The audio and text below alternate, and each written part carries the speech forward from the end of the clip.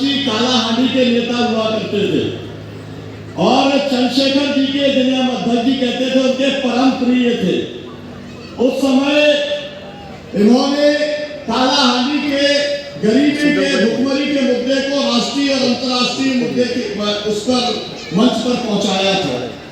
और श्रीकांत भाई को हम तब जानते थे कि हमारे मध्य प्रदेश के नेता थे शरद यादव जी, तो उनके जो सबसे ज्यादा मतलब कई घंटे उनके साथ बैठना और कई घंटे फोन पे बात करने वाले और सामाजिक न्याय के सब्जेक्ट पर ही घंटों बात करने वाले वो श्रीकांत भाई हैं।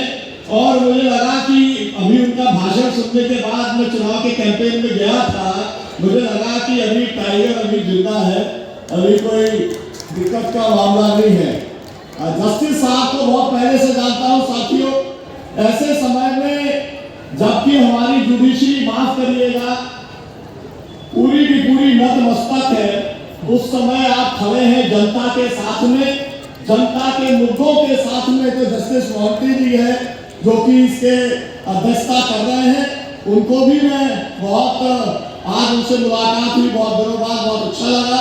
और भारत जो आंदोलन की तरफ से ये कार्यक्रम जो हुआ, मैं मानता हूं ये कार्यक्रम कांग्रेस पार्टी हो सकता है इससे भी अच्छा कर सकती थी, लेकिन कांग्रेस पार्टी ने अगर ये तय किया कि हम अपने बैनर पे नहीं करेंगे, भारत जो काम कर रहा है उसके साथ में खड़े होंगे, तो मुझे लगता है कि पार्टी ने सिविल सोसाइटी के साथ में जो रिश्ता बनाया है उस रिश्ते को मजबूती देने की दिशा में वो बढ़ रही है। रैलू कर्नाटक के साथ में जो रिश्ता बना था उसके बाद में कर्नाटक में सरकार बनी। मैं साथियों अपनी दो चार बातें केवल आपसे मैं कहूंगा। मैं यहाँ पर अभी आया था, आज 2 कार्यक्रम में शामिल होके आया।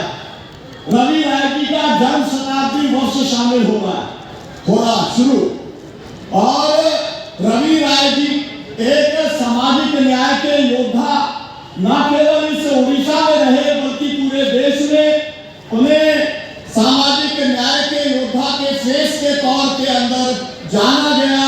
और इसलिए मैं आप सबसे भी गुजारिश करता हूं कि पूरे उड़ीसा में जहां कहीं भी कोई कार्यक्रम हो उनकी जन्म शताब्दी के ऊपर उसके अंदर आप सबको भी शामिल होने का काम करना चाहिए।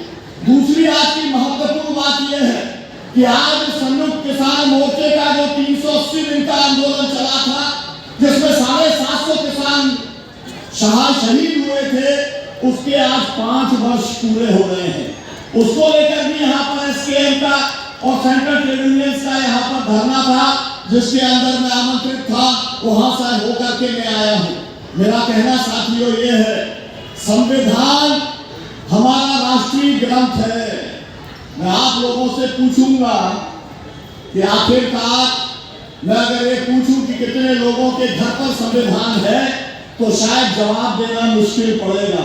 हमारे सबके घर पे रामायण होगी, गीता होगी, अपने अपने धार्मिक ग्रंथ जिसको भी हम मानते होंगे वो सब कुछ होगा, आरती भी होगी, सब कुछ होगा, लेकिन शायद हमारे पास में संविधान नहीं होगा।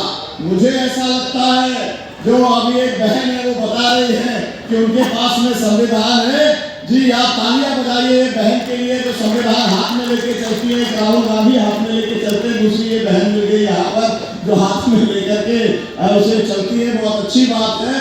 मेरा कहना ये है साथियों, सरकारों को ये पहुंचाना चाहिए था हर परिवार के पास में, और सरकारों ने संविधान को छुपा करके रखा ताकि आपको संवैधानिक अधिकार पता लग जाए, और पता लग गए तो फिर आप लड़ना चालू करेंगे, फिर आप आंदोलन करना चालू करेंगे और सरकारों की आफत आ जाएगी। ये पहली बात कहना चाहता हूँ।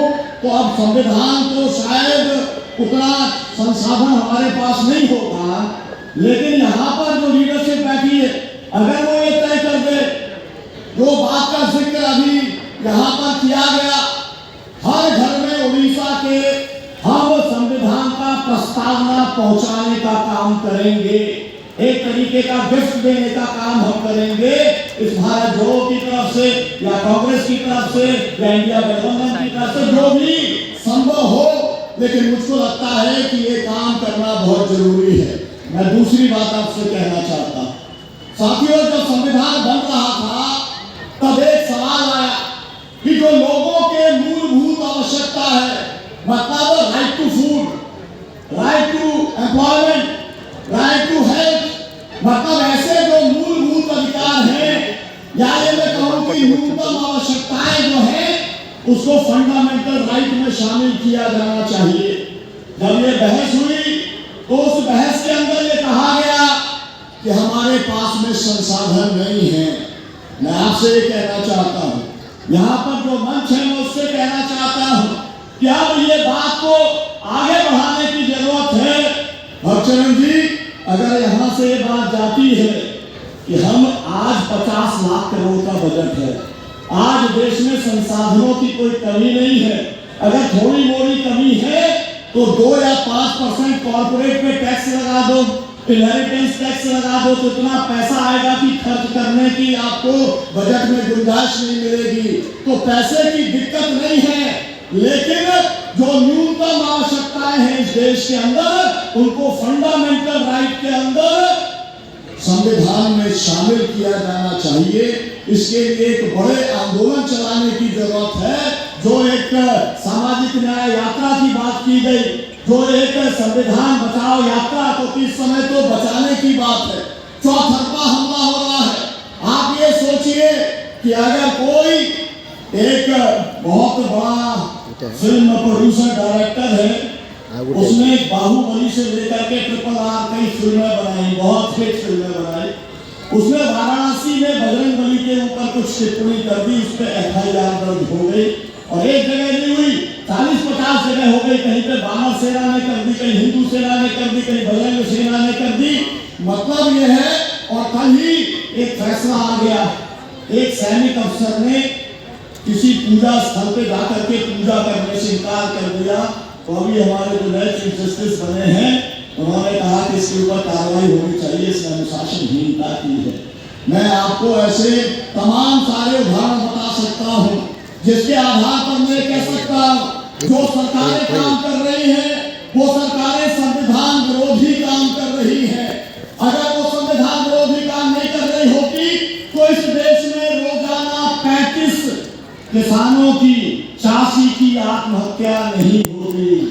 अगर इस देश के अंदर सरकारें संवैधानिक तरीके से काम कर रही हैं, तो ईज ऑफ डूइंग बिजनेस के नाम पर 4 लेबर कोड श्रमिक अधिकारों को खत्म करके थोपने का काम नहीं किया जाता, केवल कॉर्पोरेट लूट को मदद करने के लिए। इस तरीके की साथियों तमाम सारी बातें हैं, बहुत सारे विद्वान वक्ता हैं, वो अपनी बात रखेंगे। मेरा कहना केवल ये है कि अगर आपको लड़ना है तो फिर आपको डर मन से निकालना पड़ेगा।